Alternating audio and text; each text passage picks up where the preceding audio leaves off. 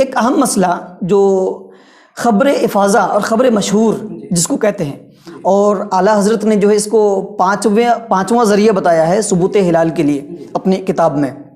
اس پر کچھ روشنی ڈال دیں آپ۔ یہ خبر افاضہ کیا ہے، خبر مشہور کیا ہے، اور اس کے ذریعے سے چاند کا ثبوت کیسے ہوتا ہے؟ دیکھیے، ایک ہے خبر واحد، ہے نا، ایک ہے خبر مشہور، ایک ہے خبر متواتر، ہے نا۔ خبر واحد جس میں ایک دو لوگوں کی گواہی ہوتی ہے، ایک دو لوگوں کی بات ہوتی ہے، خبر ہوتی ہے، اور ایک دو لوگ چونکہ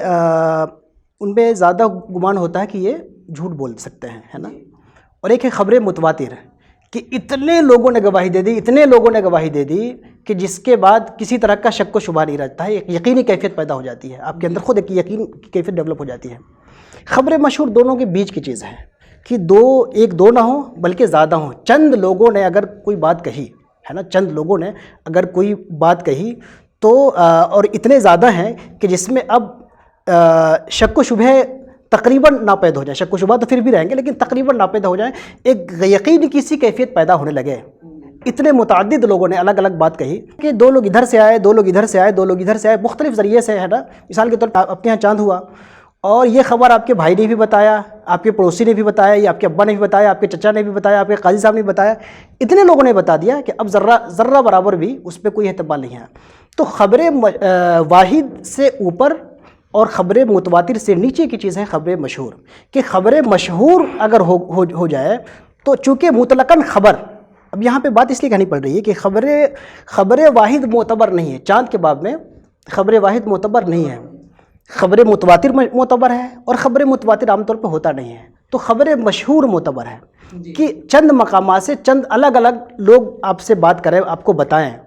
کئی لوگ خبر دینے والے الگ الگ سے ہوں اور الگ الگ سے لوگ ہو کر کے آپ کو الگ الگ طور پہ خبر دیں، اس میں ایک طرح کی کافی ظن غالب حاصل ہو جائے۔ تو اگرچہ انہوں نے شہادت نہیں دی ہے، آپ کے پاس آئے نہیں ہیں بلکہ وہاں سے خبر آئی ہے، تو شہادت کے بغیر اور تواتر کے بغیر یہ صرف خبر ہے، اور خبر ہوتے ہوئے بھی چاند کے باب میں اس کو معتبر مان لیا جائے گا۔ اب مثال کے طور پہ آپ یہاں پہ سید سراوا میں ایک قاضی بیٹھا ہوا ہے، جو دارالفتہ میں جو ہمارے قاضی صاحب بیٹھے ہوئے ہیں جی، ان کو ایک فون آیا چمپارن سے، بہار کے، کہ ہمارے یہاں چاند ہو گیا ہے، ایک صاحب نے کہا۔ ایک کہا کشن گنج سے، وہاں سے ایک فون آیا کہ ہمارے یہاں چاند ہو گیا ہے۔ ایک آیا کرناٹکا سے کہ ہمارے یہاں چاند ہو گیا ہے۔ تو یہ 3 4 5 جگہ سے فون آ گیا، الگ الگ جگہوں پہ، ہے نا، یا ایک ہی جگہ سے الگ الگ کئی لوگوں نے الگ الگ ذریعے سے فون سے آپ کو بتایا کہ ہمارے یہاں چاند ہو گیا ہے۔ اب یہ لوگ گواہی بھی نہیں دے رہے ہیں، یہ لوگ تواتر کی شک بھی پیدا نہیں کر رہے ہیں، لیکن اور یہ لوگ اکیلے بھی نہیں ہیں، کئی تعدد ہو گیا ہے۔ اس تعدد طرق کی بنیاد پہ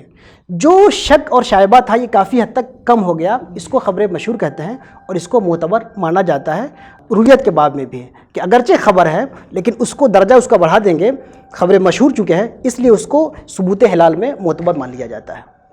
اسی کو خبر افاضہ کہتے ہیں، خبر افاضہ کہتے ہیں، خبر مستفیض کہتے ہیں، جی جن الفاظ سے بھی آپ جی خبر استفاضہ کہتے ہیں،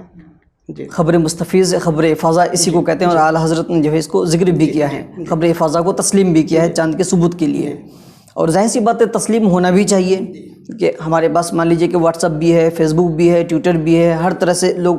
فون بھی کر رہے ہیں، ہمارے گھر سے فون بھی آ رہا ہے، آپ بھی کہہ رہے ہیں، کوئی ہمارے شاگرد ہیں، کوئی ہمارے استاد ہیں، کوئی کیا ہیں، کوئی رشتہ دار ہیں، جن کے جو ہے جھوٹ پر متفق ہونے کا سوال ہی پیدا نہیں ہوتا ہے، ان دونوں کا آپس میں کنیکشن بھی ان سب کا سمجھ میں نہیں آ رہا ہے، ہر جگہ سے سمجھ میں آ رہی ہے کہ ہو گیا ہے۔ تو آج کے زمانے میں تو یہ تو امپاسبل ہے کہ ہم اس کو رد کر دیں، یہ تو اس لیے ہوگا کہ یا تو ہمارے پاس فہم نہیں ہوگا،